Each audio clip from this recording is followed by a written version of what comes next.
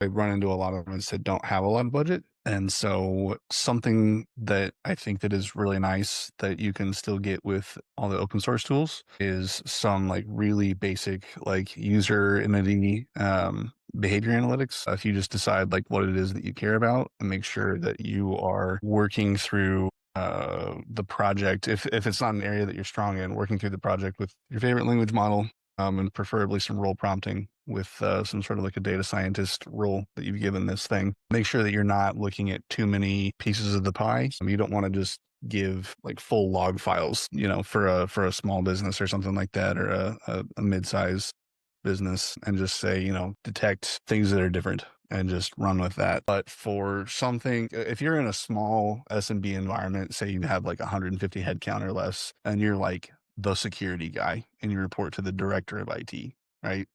This is a huge value add because I guarantee you, you're not going to have the budget for the real fancy toys, right? So if you can just sit down and just throw this together, um, I think that that's a massive win. And then if you can have something else that outside of that, there's all kinds of different ways that you can hook up a local language model or a cheap API and have it kind of take a first glance to reduce the amount of um, like noise that you're getting, right?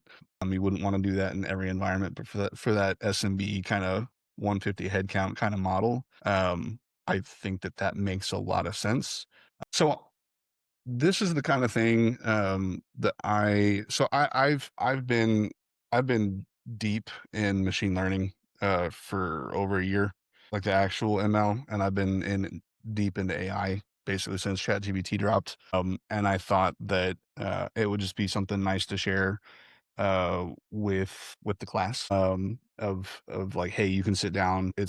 I've been screaming from the rooftops for several years now that every single person that works in tech needs to be doing everything that they possibly can to get as close to this technology as they can. And it seems like people are finally starting to hear that, which is great. So I want to show some of like real world, like I can just sit down and I can just build this, right? But once you've done that, and that is really, really easy to do, you can just sit down and build something like this. Like if I were to sit down and try and genuinely build one of these for real, I think that it would be really high quality. And I think that everybody here would be able to build very similar quality. And it's really, really just about getting familiar with these tools. This is not because I'm just some wizard at all. And I really hope that everybody understands that.